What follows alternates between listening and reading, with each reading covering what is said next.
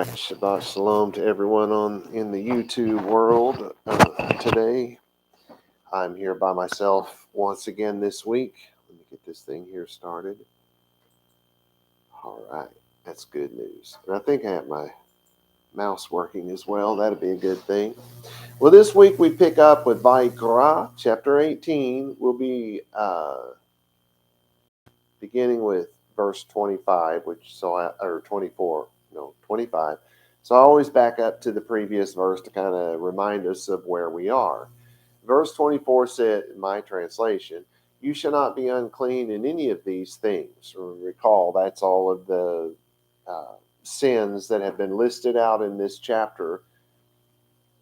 This is the summation, if you will.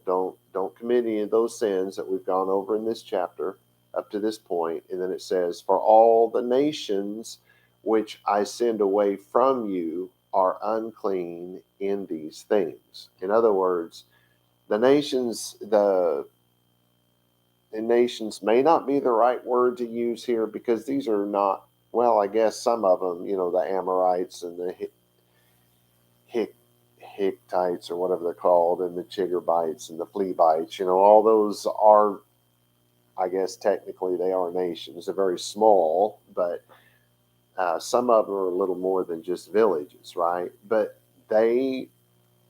all of these that are being sent out of the land of Israel, they were all guilty of this. And the land itself, as we're going to learn here pretty quick, did not exactly spit these people out. We're going to talk about how a land spits its people out. But God is kicking them out. There's two reasons here. One, well, the people have committed such grievous sin. I mean, these sins are the worst of the worst. And I mean, we're speaking about incest, and I don't even want to say some of the things that, what we've gone over. If you don't, go back and read this verse. Even if you read it in English, you'll get it. Even if it's a bad translation, you'll get it. This is awful stuff. And so God is kicking these people out of the land of Israel. But that's not the only reason. There's another reason. And the main reason, I believe, that Israel was the land of Israel was picked, is because the Temple Mount, the place where the temple was built, the way it's set up, represents the temple in the heavens. The reason why this area was picked was, the temple in the heavens is supposed to be the one that we built here on earth is supposed to be a representation of the one in heaven. So it's more than just the building. It's what they call the Temple Mount, the land around the building. And it's further out from that mount, you have what's called a wadi in Hebrew. We would call it, it's way too big to be called a ditch, maybe a valley, maybe we'd use that word. And this is a very deep valley, and it goes around 3/4 of that temple. And it represents, the valley itself biblically was called the darkness. And on the other side of that valley, going away from the temple, that was called the outer darkness. So some of you should be making the connections here. Some of you won't. I mean, if you've never read any of the New Testament stuff or haven't been involved, don't have Christians in your life and stuff like that, maybe you haven't heard of these things. If you've read, some of the sages spoke about this. The Bible really does speak about this in Hebrew. I don't know if the English is put quite that way. So Jews might have a little trouble with what's the darkness and the outer darkness. I would think the Jews should know this, but I don't really remember where I learned this. It may have been New Testament. I did translate the New Testament to see if there was anything connected to the law. So I may have gotten it from there. I don't really know. But this is a representation of heaven. And so that's part of the reason why Israel, that land mass, was picked. But maybe it's because it was so much like the heavens that the darkness was so deep among the people that lived there? I don't really know. But at the time, the darkness, I mean, what they were doing was awful. So God was going to drive these people out of this place and bring the uh, Jews into this place. God made the whole planet. He made everything. He made all the planets, all the stars. He made everything that is. Uh, I mean, you can say, well, I made that building. Well, you couldn't have if he hadn't have made all the products in that building. The what am I trying to say? The materials that were used to make the products. You didn't make the two befores. Somebody cut those two befores from trees, and they didn't make the trees. You know what I'm saying? So ultimately, it all comes from God, and so He owns it. He belongs to Him. He can do what He wants to with it, and He chose to take that piece of land in Israel, now known as Israel, and gave it to the Jewish people. That's why it belongs to the Jews, because God gave it to them. So anyway, let's pick up with verse 25. Now, very literally in English, it would say, "And shall be unclean the land, and I will reckon guilt it upon it, and shall vomit out the land, dwell it." Okay, so that can be a little confusing, unless, of course, you can actually read Hebrew. Then when you read something like this, knowing that it's from Hebrew, you get it right away. But I realize that not everybody does that, so let's go through the words. It starts off with va ti tema, which, again, the way I pronounce Hebrew is, I believe, the way it was pronounced when this stuff was written, not so much the way it's pronounced today. That's why I do it. Literally, that's "and shall be unclean." It's of the for to become unclean, to be polluted, especially used of uncleanness in a Levitical sense. And it shouldn't even say especially. It's utterly of that. Um, Uncleanness can be everything from "I fell in the mud." You remember the old joke? I'm going to tell you a dirty joke. What's the punchline? "I fell in the mud." When you're a little kid, that was the greatest dirty joke of all time. But so you can be unclean. If you step in the mud, you're unclean. Your clothes are unclean. Your shoes are unclean. Your socks are unclean. And what do? Do you go to hell for being unclean? No, you take a bath, you wash your clothes, you clean your shoes, and then you're clean. I mean, there's not punishment for everything that makes you unclean. And you're only unclean to the degree that if you're like that, don't be going into your synagogue. Don't be going into the temple if they ever rebuild it.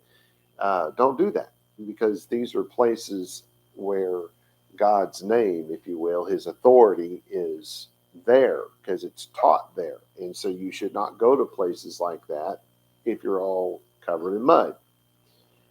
Will you go to hell for doing that? No.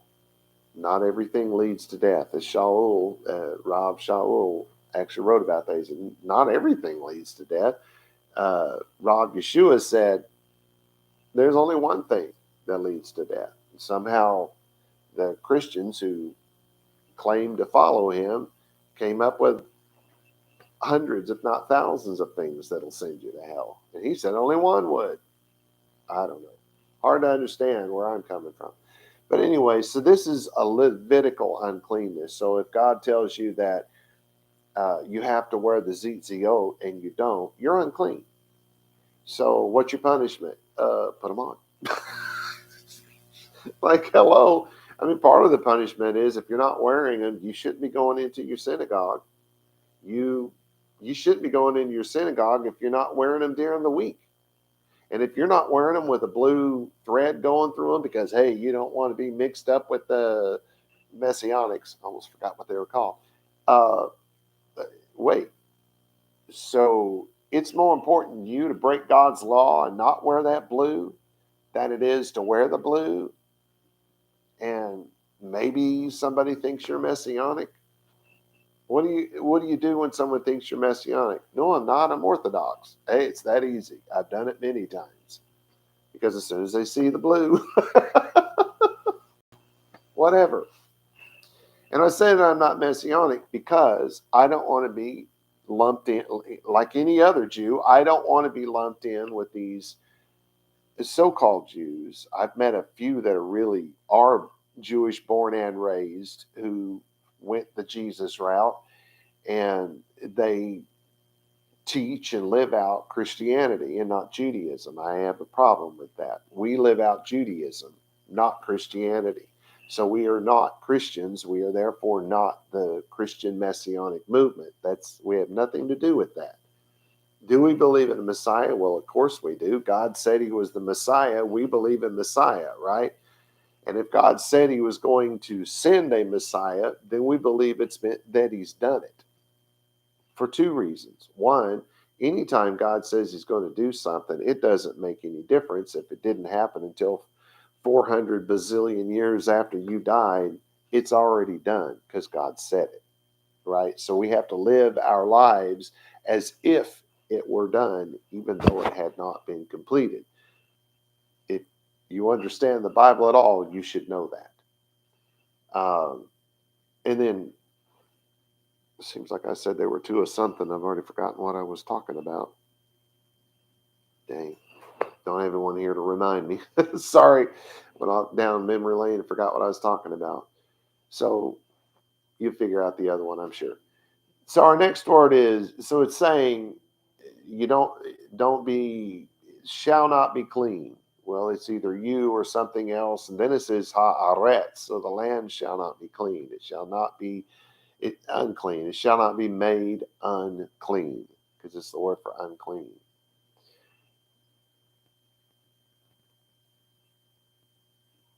Yeah, to be unclean or to be made unclean, to become unclean. That was our word. So what? The land. Don't make the land unclean. How do you make the land unclean? Make it wet so it's all muddy? No. If God gives you the land, which he did with our forefathers, he gave them the land of Israel. So if we go to the land of Israel and we don't follow God's law, our land is unclean. Is Israel unclean right now? Yes, it is. It's filthy. Because the vast majority of the Jews who live there say that they don't even believe in a God. That's the majority. They have non-Jewish nations, people from groups that absolutely hate the Jews and want them dead are in their parliament. OMG. What is that about? Oh, well, we're enlightened people. Good luck with that. It didn't get us very far the last 4,000 times we tried that. Just throwing that out there. So our next word is vaEfkod. Well, vaEfkod is how they would have said it back then. And I will reckon. That's a word for to strike upon. It's like a boink to punch. In a good sense, it's said of God visiting the people for a good reason, for a good purpose, helping them out, giving them favor and stuff like that. So it's everything, every word in Hebrew, basically, well, every noun, every noun and every verb, well, at least every verb for sure. They have a upside and a downside. They have a positive and a negative use because it was a primitive language, and in primitive languages, they're called primitive because they're old or because they're inadequate in some way or so. I don't know what to say here, but they're called primitive because they use fewer words, and the fewer words have to have much more meaning. And so they use these words in the positive, they use them in the negative. They have nuances to their meanings, many nuances. So the word for blessing is also, not always, also the word for cursing. But it's from the idea of to bend the knee. And it's not to bow down, if you will. And it's not Christian bowing down, right? It's to bend the knee. Well, what did the people used to do? And some still do. It's thought of more as a Islamic thing now, but this was Jewish way before Islam. Thousands of years before Islam, the Jews used to get down on their knees, put their hands on the ground, and touch their forehead to the ground when they prayed. Now, this was not, they did, there's only one person I could think of that did it multiple times per day, and that was Daniel. And that comes at a time when they're in captivity. Uh, this is still long before the Muslims, so there's no connection there with the Muslims. You do realize the Muslims are our cousins, right? They had this. They came from the same father, but not the same mother. They're like cousins. They're like half brothers. It's a shame we can't get along anymore because the Muslims and the Jews used to get along quite well. But then, America and Europe came in and wrecked that forever. Hopefully not forever, but so far. Anyway, so this reckoning is of attributing guilt to. You have been, there's a reckoning of guilt here, so that generally comes with a judgment as well. But this word is also used, in the good sense. It's used of just asking somebody how they're doing. It's looking into it, finding out about it. It's not asking, it's actually wanting to know, actually trying to find out, how are you doing? Are you doing well? Are you doing bad? Is there something I can do for you? That's actually all part of this word because of the different nuances in how this word is used because it's from a primitive language. Anyway, there's a lot to it. But we have avona, which is guilt. So it's reckoning the guilt. So that makes it negative. And the word here for guilt, they say, oh, it's perversity, it's depravity, it's a crime, it's a sin. Well, you can say those things, but in the end, if you're guilty of something, remember this, and maybe you don't know this, but I'm fairly sure I've said this before. The Bible, the Hebrew Bible, was written for the Hebrew people. It was written for Judaism. It was written for the Jewish religion, right? And even the New Testament letters, I've translated them from cover to cover, everything that's considered canonized. And my conclusion was these were written by Jewish rabbim to Jewish rabbim concerning matters of the Jewish religion and had nothing to do with Christianity. The word church wasn't invented until the 1200s CE or AD. If you don't know what CE is, it's CE and AD are essentially the same thing. They're not. It's an oversimplification, but basically they're the same thing. It's after the common era is what CE stands for, common era, because there was a change in the what's that called, calendar. We went from following the moon phases to simplifying it. And in simplifying it, I don't know how it's really simplified because they say we have 365 days in our year, but you realize every 4 years we have to have a leap year, which means we have fewer days. Why? Because they're trying to realign the calendar with the moon. It's like, well, why don't you just follow the moon? Anyway, I don't think it's simpler. But anyway, when they changed that up, it was long after the fact.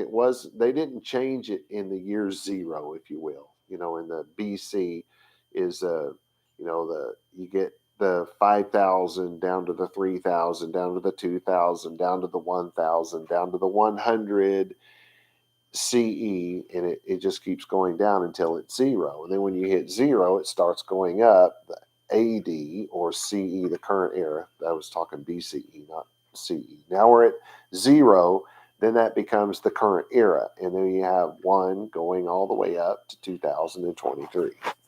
So you see how that goes? It starts at a high number and rolls down and to zero, and then it goes from zero back up to a high number. That's the new way of doing things. So 1200 CE is, no, it wasn't that late. I think it was around the six to 900, somewhere in there. Some monk came up with this whole Gregorian calendar thing, and he was off. He didn't get it exactly right. He got pretty close. For not having computers and not having all the information that's now available to us, he actually did a pretty good job putting this thing together. And I guess it got tweaked over the years, and they came up with the leap year thing. I don't know that that was part of it in the beginning of things, but you wind up, if you don't do that, you're going to wind up December 25th happening in the middle of the summer. That's why it has to be adjusted, every so often, because you don't really have 365 days. It just doesn't exactly come out quite right doing that. But by making the adjustments every 4 years, it keeps it relatively close. Anyway, we're talking about guilt. It comes down to something real simplistic. You have to know what sin is and what sin is not. Now, there was a Jewish rabbi in the first century. He wrote some stuff. Some of it wound up as the Mishnah. Other parts of it wound up in the New Testament, and most Jews don't know that. They don't realize it's the same Yochanan ben Zakkai in both places. It's just that some of it was borrowed by these, if you will, Christians, and the other part of it was left to the Jews. It's the same man. I'm pretty positive of that, but that's just me. Anyway, so the guy who gives us the Mishnah, he tells us in a single sentence what sin is and what sin is not. He made it so simple, it's unbelievable. And it's unfortunately, wound up in the New Testament, so Jews don't generally know this, but it says, everyone who commits sin is in violation of the Torah, comma. That's not the end of the sentence. That's only part of it. It goes on to say, because sin is Torah rebellion. And in that single sentence, he tells us exactly what sin is and what sin is not. So how do we know that? Okay, if sin is Torah rebellion, then if the sin says, or if the Torah says you have to do it and you don't, you're a sinner. If it says you cannot do it and you do, you're a sinner.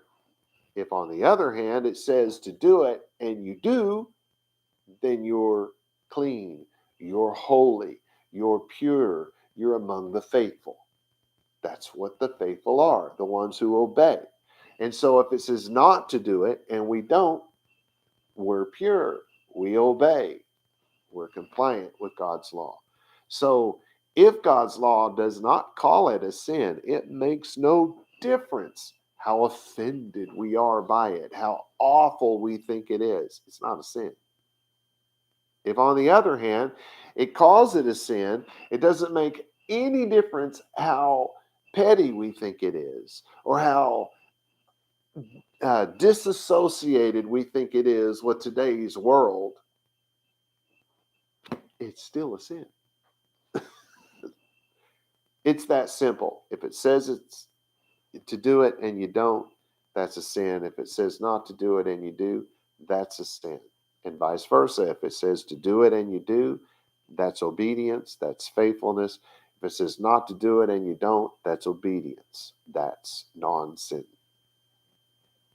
That's the sum total of what sin is and what sin is not. It was a brilliant statement, and I wish it would have found its way into the Mishnah. It should have started with that verse. Anyway, then it says aleha, which is upon it. That is in the feminine. And so some will translate it upon her, but it means it here because it's not a specific woman being spoken of here. But it's in the feminine because anytime you talk about land in Hebrew, it's always in the feminine. And what's it say next? Well, it's already said that it's the land. And then next it says, va-taki. The land shall vomit it out. It's going to vomit it out. What is the it? Sin. Hello. If these sins are committed, the land is going to vomit it out. This is haaretz. So the land is going to vomit that sin out from the land. Right? You follow? This is et yoshveha.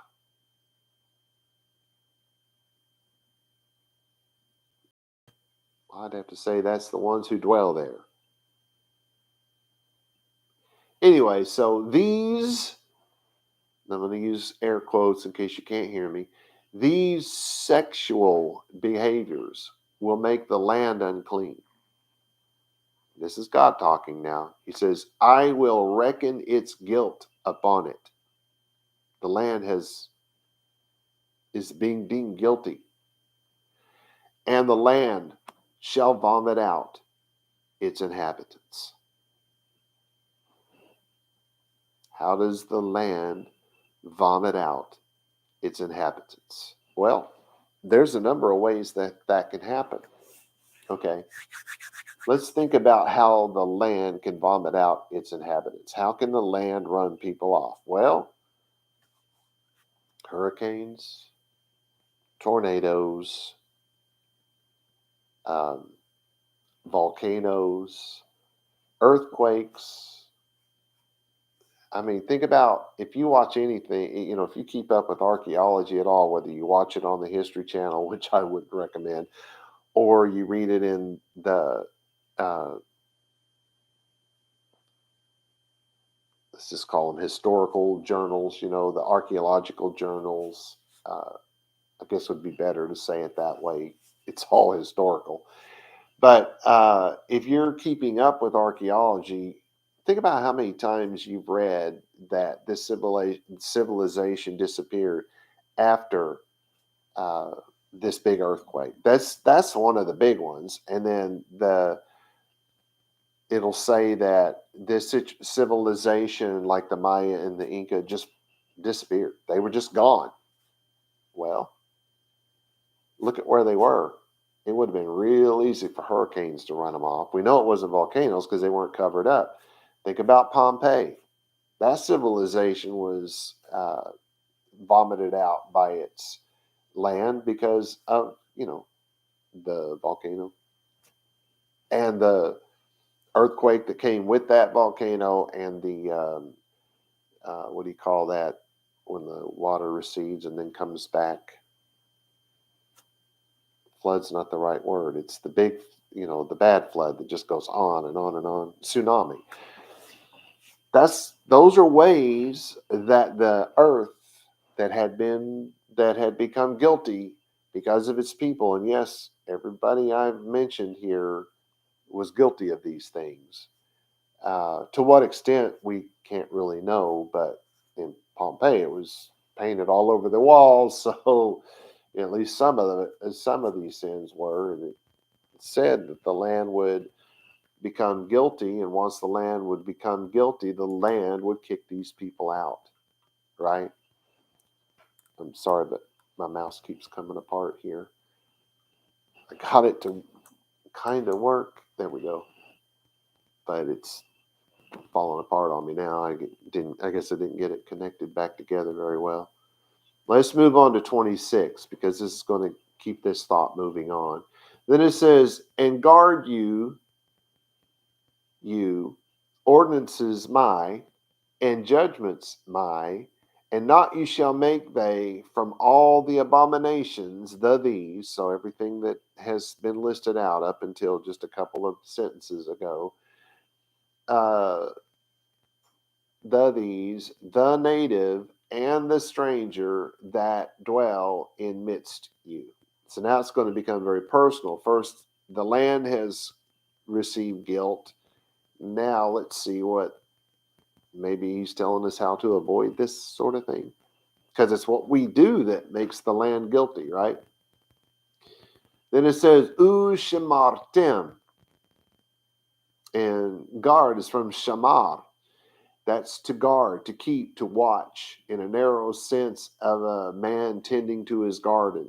What's he do? Well, if you've got a plant and it's got some dead leaves on it, the gardener will take those leaves off. Why? Because that plant is sending nutrients and stuff like that to that dead leaf, trying to heal it. And those nutrients are being sucked away from the healthy leaves, and eventually it can kill itself. So you pluck off those leaves, those nutrients go where they should go, and the plant can flourish, right? So that's that idea of taking away the bad so that the good can rise up inside it. And you see how God doing that in our lives, taking away the bad so that the good can rise up in us. And how does he do that? Through the Torah. The more we apply ourselves to the Torah, the more it takes away the bad and raises up the good inside us, right? So you can see how that connection is made here to this idea. I don't know what that was. Something flashed on my screen. It shouldn't have. Let's see, to keep, to reserve, to preserve. In a bad sense, it's to watch narrowly. It's to lie in wait for someone, to besiege someone, So there's the positive and the negative here. Then you have atem, that'd be you, et hukotai. Hukot, ordinances, that which is established or defined, spoken always of a single law or ordinance, so that's not exactly true. We've got it in plural right here, and it's all of the ordinances, not just one. So Jusinius was a little off on that one. Then it says, ve'et mishpatai, and judgments my judgments. Judgments, what's the judgments? Well, if you set up the ordinances, which maybe we would call law, then there have to be judgments. Well, what are the judgments? Well, those are, if the law says you have to wear the fringe, let's just use that one because it's simple, and you don't, you are judged guilty. You are judged to be in violation of the law. Like I said, what's the punishment? Well, you shouldn't be going into your synagogue. You probably shouldn't be telling people how Torah observant you are, because you're not, if in fact you're not doing this. So how do we rectify that? Do we go and say, God, forgive me in Jesus' name, amen? No, that's not going to help you out. What do you got to do to make this right? Wear the fringe. Most of God's law, most of his ordinances, the judgment, the punishment is little more than just compliance. Just get back on the path. That's most of it. And as Shaul said, as I said earlier, not everything leads to death. It's not like God's going to just kick you out over this. I mean, at some point, maybe he will, because maybe your heart's just wrong. And that's why you won't wear it. And then again, maybe you're new to this and you think everybody's staring at you if you do this. Well, I can tell you from personal experience, I didn't start wearing the fringe until, I don't know, 15, 20 years ago, whenever it was. It's been a long time. I don't remember exactly how long. I would think probably closer to the 20. But I remember thinking everybody was staring at me. And eventually I realized most people don't even notice that I have them on. Most people have no clue what I'm wearing. In fact, one time I was in a grocery store. This is fairly early on. I figured this out fairly quickly. Not everything was about me. Not everybody was staring at me. For some reason, we always think everyone's staring at us when we do something like this. But I walked into the store and I had a tallit on, not a full one like this, but just a smaller one that went around because it was more practical for everyday use. And I like doing that. And so, because it was more practical, this thing can really get in the way, especially when you build as many things as I build over the, constantly in building something or repairing something. And this can get me in a lot of trouble. My beard can get me in a lot of trouble. I have to tuck it in my t-shirt and stuff like that so that I don't get it in the saw blade. You know what I'm saying? But I don't stop wearing it. I just make sure it's safely tucked away when I'm doing something. But anyway, so I used to wear the smaller one for everyday use. And I was in a grocery store and I came around a corner and this guy wasn't paying attention and he ran his cart right into my cart, and I just stopped and kind of waited for him to catch on and turned around and saw me and said, "Oh, I am so sorry, Father." I was like, "Oh, bless you, son." No, I didn't do that. I thought about it though. I was tempted. I thought, well, I can work with that. It's a start. Anyway, it's all right. We went our separate ways. That's all there was to that. So anyway, the judgments. So those are going to be based on the Torah. You realize, even Christians believe that some Jews believe it. In fact, most of the Jews I've met over my lifetime believe it. Certainly, it's a heavily thought of as true in the Christian world. There's just this idea that you're going to go to heaven and God's going to stand there and browbeat you for a couple of thousand years, going through all the terrible things that you did and pointing his finger at you and saying, "You awful, evil sinner," and because they call that Judgment Day. No. The moment you walk outside without your fringe on, whether you did it on purpose or not, because there are times I forget every once in a while and realize that, like, I went a whole week here recently thinking that my fringe was on my pants, and, because I wear them on the belt buckle thingies. I don't know what you call those, but, thing to hold your belt on. I hang some fringe there, and thinking that my fringe was on, I went a whole week before I realized I had taken them off and put them on another pair of pants and wasn't wearing those pants. I was like, "Oh no!" And so as soon as I realized what I had done, I got my fringe back on and got back into compliance with God. But the moment that I walked out that door without that fringe on, my outer garments like I was supposed to have them, the Torah judged me to be guilty. Right there and then, I was guilty. I'm not going to be guilty when I get to heaven. I did it here and now. So I was judged guilty of that. Well, what happened? Well, the house burned down. The tornado took away the barn. No, God's not like that. You're serving a God like that. Get out. Get out quick. God is slow to anger, slow to wrath. He's not waiting behind a bush, waiting to strike you with a bolt of lightning. That's not the God of the Bible. That's the God of somebody else's imagination. And what an overactive imagination it was.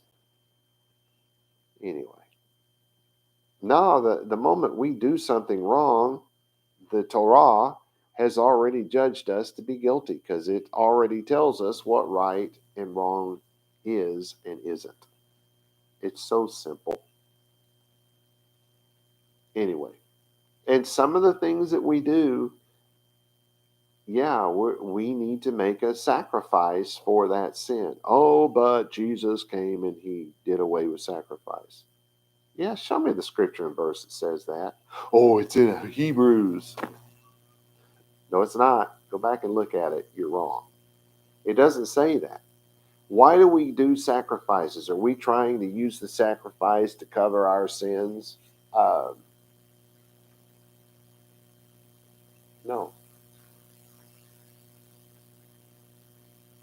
The sacrifices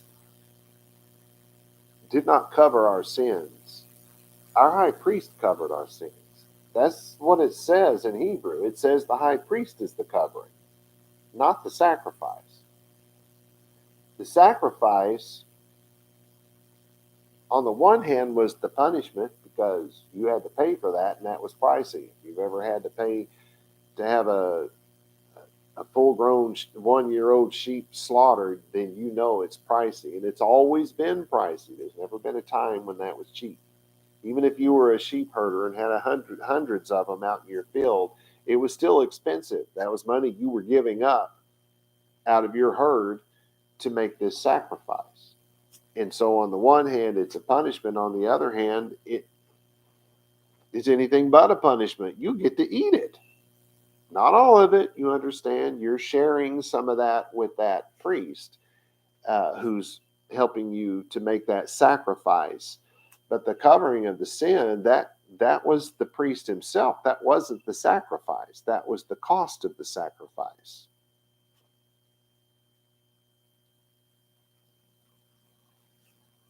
But you benefited from your punishment. And that's pretty much the way God does everything. There is benefit in punishment. There always is. And if you find a punishment you believe that you're being punished with, and you can't find the benefit, just shoot me a text message. I'll try to help you find it. Because everything God does is perfect and pure. So there will be a benefit to your punishment if you truly are being punished. And yes, we are punished because God chastises. He punishes those whom he loves. Thank God. But anyway, this is velo ta'asu.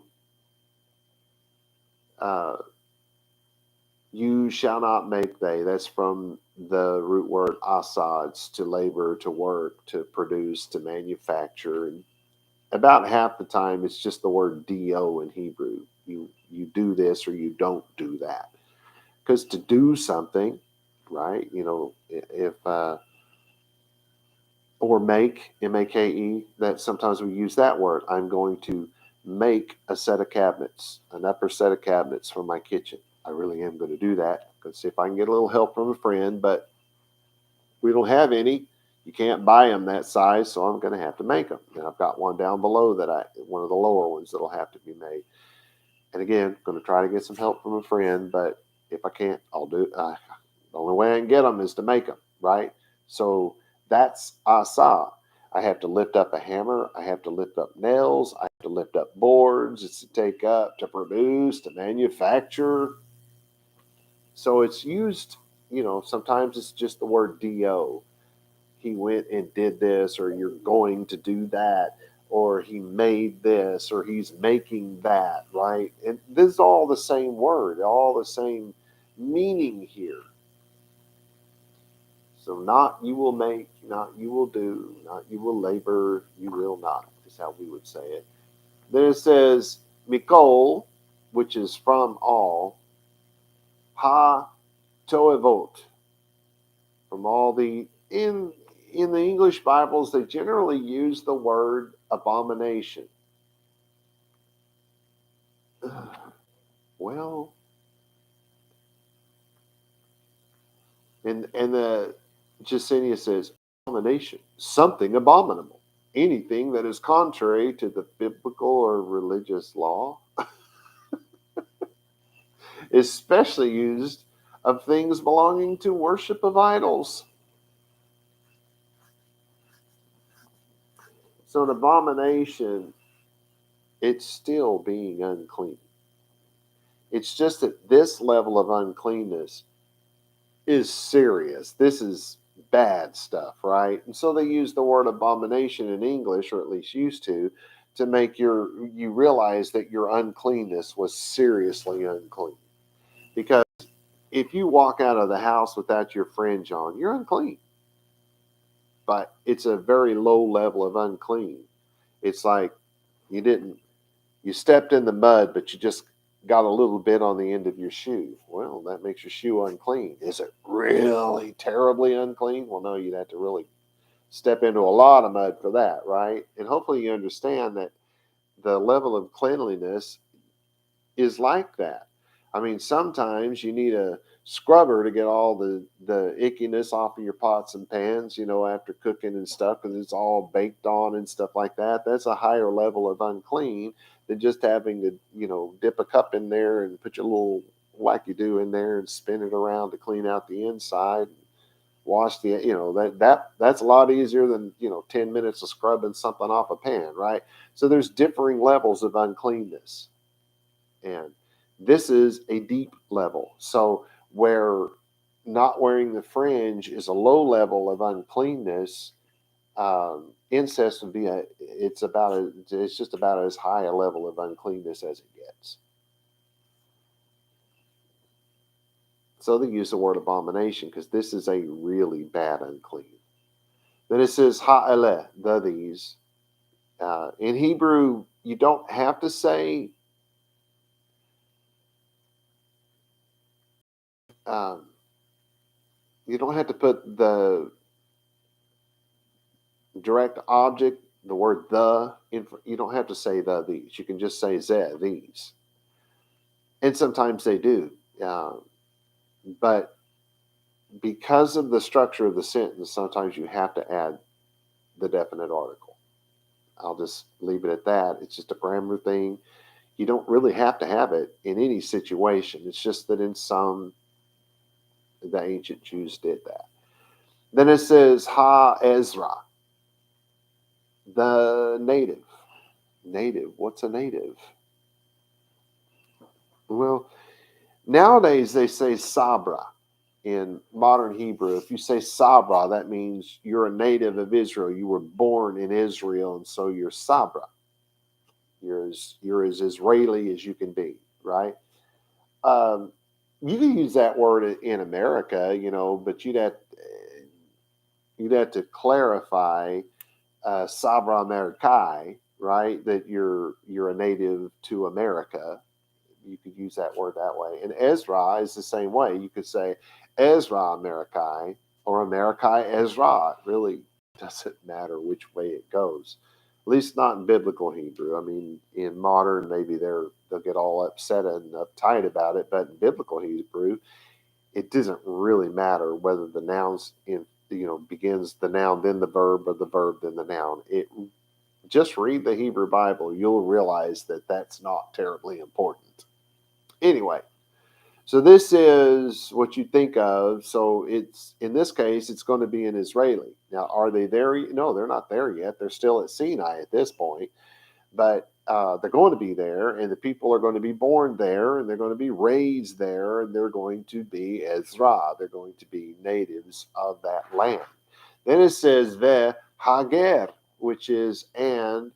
They'll say the sojourner, the stranger, the visitor. You don't see that one very often. Foreigner, you'll hear that one. But anytime that was translated in the Septuagint, they use the word proselutos, proselyte,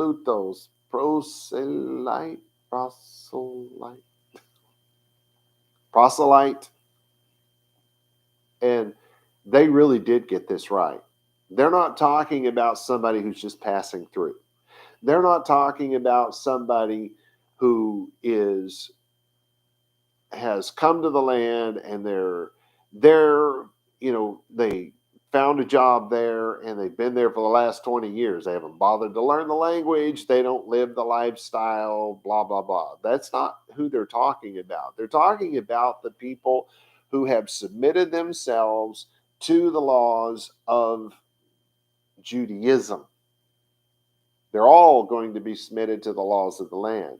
I mean, just ask that girl basketball player that went to Russia and thought it would be okay to smuggle drugs in her stuff, right? She got arrested and put in jail because when she was in Russia, she was subject to their laws. And frankly, I don't feel sorry for her. I mean, they went and let out a notorious mass murderer to get her out, which I do very much disagree with, particularly since you have an innocent military man that's still rotting behind bars, nothing being done to get him out. But that's not the point. The point is, you go over there, and it's bad enough, like the military guy, just simply because he was military, they accused him of being a spy. They didn't have to have proof. That's their place. They can do whatever they want to, right?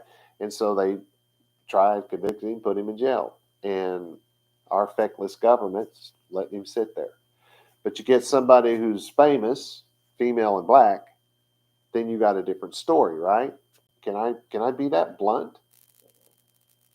Because frankly, I'm not sure if the person had been not famous, not female, and certainly not black, that anything would have taken place. I mean, if they're not going to take care of a military man, good luck, white guys. Just saying, you're not going to get any white privilege over there, are you? So, anyway, so we're not talking about that same type of thing. Whatever laws of the land there were, whoever was there was subject to those laws. This is Bible. This is religion. This is what's going on here. So we're talking about the Jews who are Jewish born and raised, and their proselytes, the people who are converting to this religion. The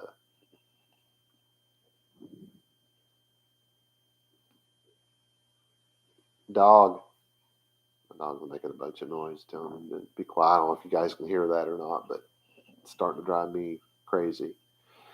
And it looks like we have Hagar a second time here. When I get to the translation, I'll know why. But it's the same word. This is betochem, in the midst of you.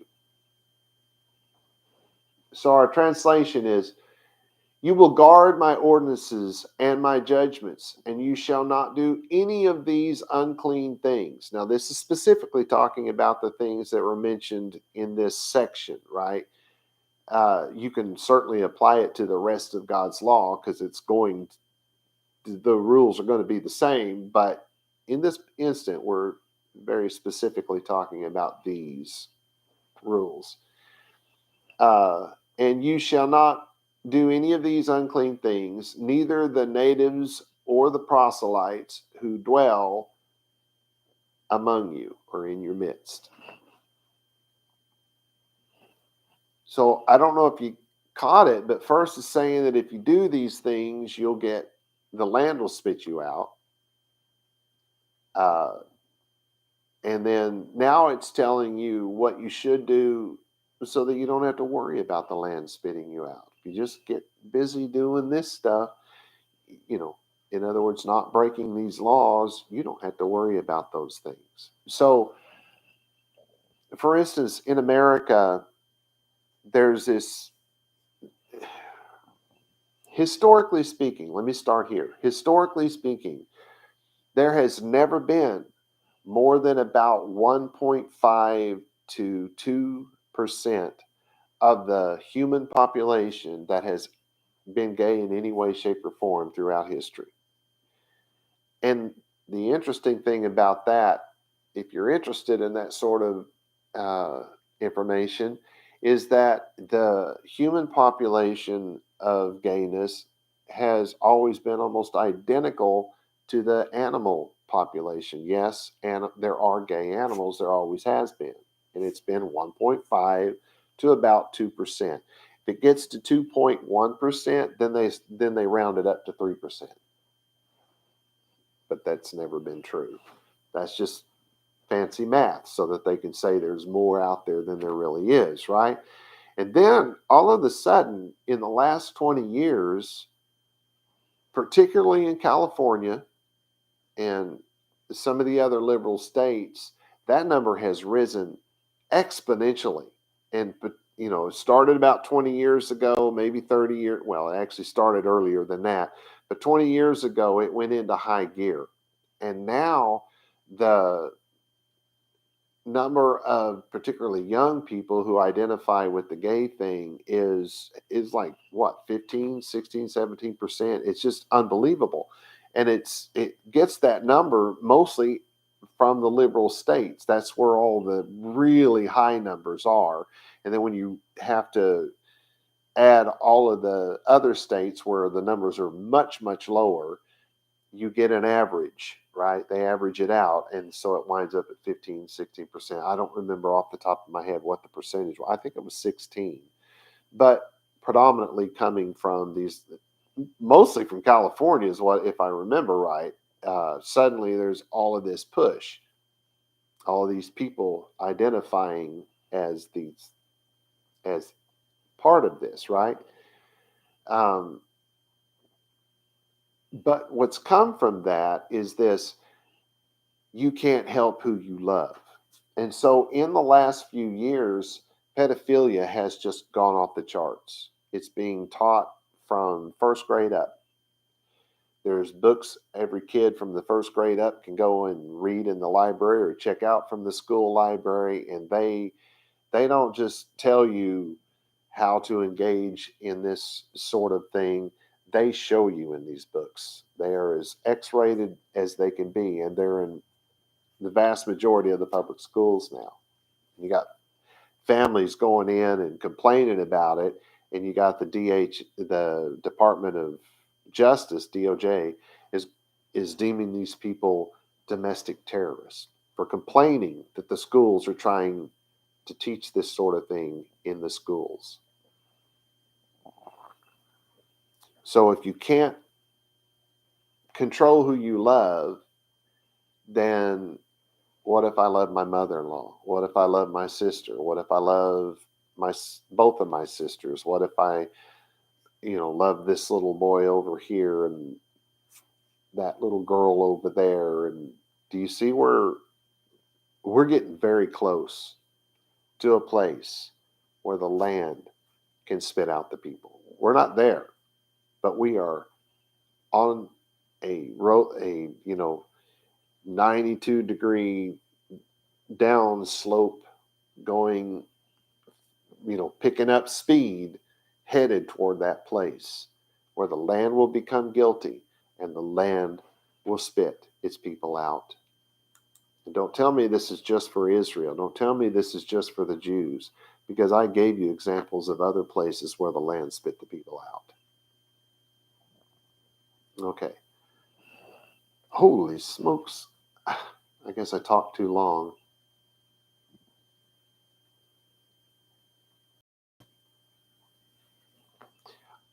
I'm out of time, so I'll pick up with this next week and try to finish pulling all of this together. I would like to talk about, if I can remember, somebody may have to remind me before I get in this chair, that I would like to tell you some things that we can literally do to help stop this downhill climb, this downhill roller coaster toward the destruction of this country. I would like to get into that a little bit.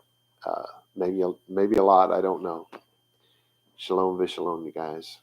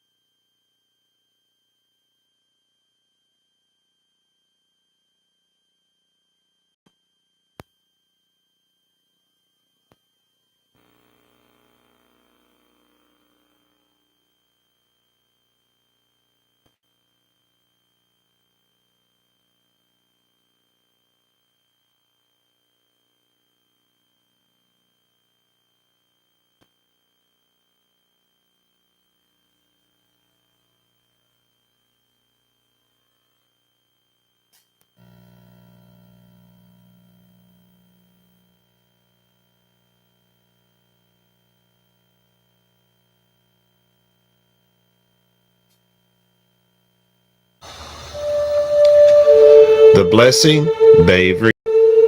Yevarecha Yahweh v'yish merecha. Ya'ir Yahweh panai v'lecha v'hunecha. Yisa Yahweh panai v'lecha v'yasim lecha shalom. And in English, may Yahweh cause you to lie down so that you may rest. May he touch and caress you. May he prepare you for what is ahead. May he watch over you. May he keep you from harm. May he cause goodness to grow in you and take away the bad. May he arrange your life and cause you to flourish. May he cheer you up and gladden your heart. May he cause his light to shine through you. May he show you tenderness, favor, and love in his presence. May he show you kindness and be delicate towards you. May he show you his generosity, mercy, compassion, and desire for you as it comes forth from the depths of his soul. May he lift you out of your pit and deliver you from the things that hold you prisoner. May he draw you to his chest and cast his eyes on yours. May he show you his love and desire for you as he cradles you in his arms. May he bear your punishment and pardon you of your sin. May he take you for his bride. May he establish a foundation in you. May he place his name on your heart and mind and make your body his temple. May you be his treasure. May you always be on his mind. May he draw you near and comfort you when you are afraid. May he assure you there is nothing to fear because he is with you. May you and all that concerns you be at peace because he is your friend. Amen.